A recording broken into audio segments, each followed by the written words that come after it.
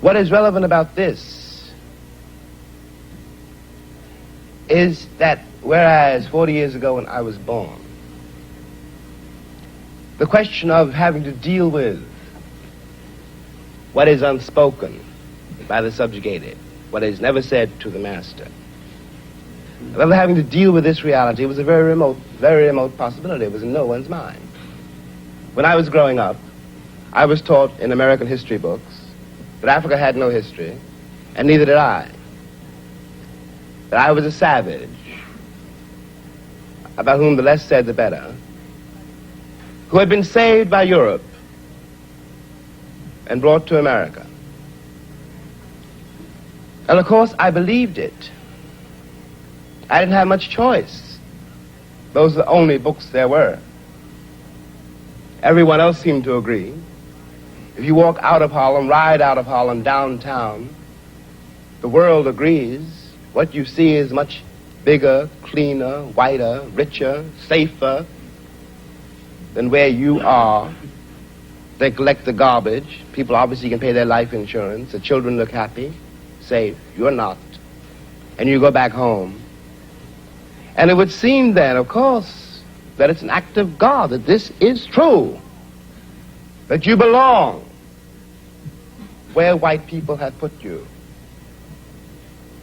It is only since the Second World War that there's been a counter-image in the world. And that image not come about through any legislation on the part of any American government, but through the fact that Africa was suddenly on the stage of the world, and Africans had to be dealt with in a way that had never been dealt with before.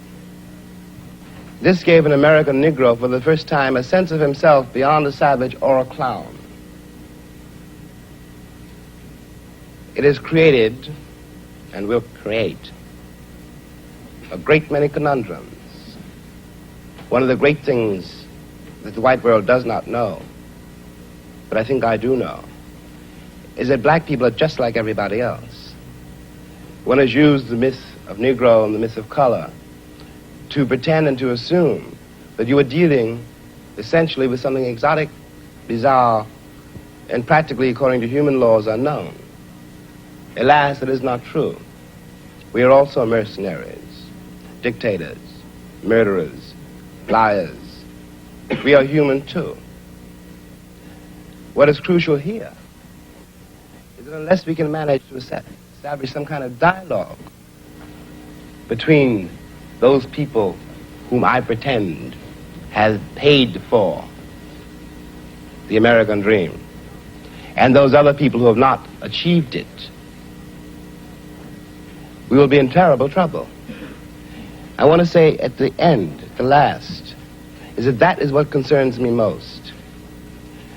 We are sitting in this room, and we are all, at least we like to think we are, relatively civilized, and we can talk to each other at least on certain levels,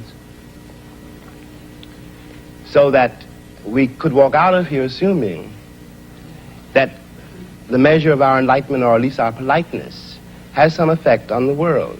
It may not. I remember, for example, when the ex-Attorney General, Mr. Robert Kennedy, said that it was conceivable that in 40 years in America we might have a Negro president. And that sounded like a very emancipated statement, I suppose, to white people. They were not in Harlem when this statement was first heard, and did not hear, and possibly will never hear, the laughter and the bitterness and the scorn with which the statement was greeted. From the point of view of the man in the Harlem barbershop, Bobby Kennedy only got here yesterday. And now he's already on his way to the presidency. We've been here for 400 years, and now he tells us that maybe in 40 years, if you're good, we may let you become president. What is dangerous here is the turning away from anything any white American says. The reason for the political hesitation in spite of the Johnson landslide is the one that's been betrayed by American politicians for so long. And I am a grown man, and perhaps I can be reasoned with.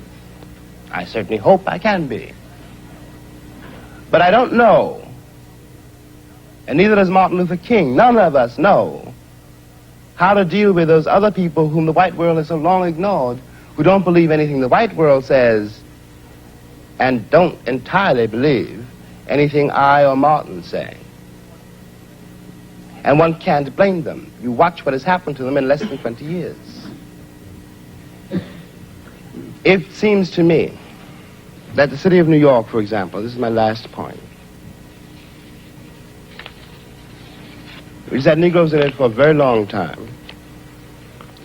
If the city of New York were able, as it has indeed been able, in the last 15 years to reconstruct itself, tear down buildings and raise great new ones, downtown and for money, and has done nothing whatever except build housing projects in the ghetto for the Negroes. And of course the Negroes hate it. Presently the property does indeed deteriorate because the children cannot bear it. They want to get out of the ghetto. If the American pretensions were based on more solid,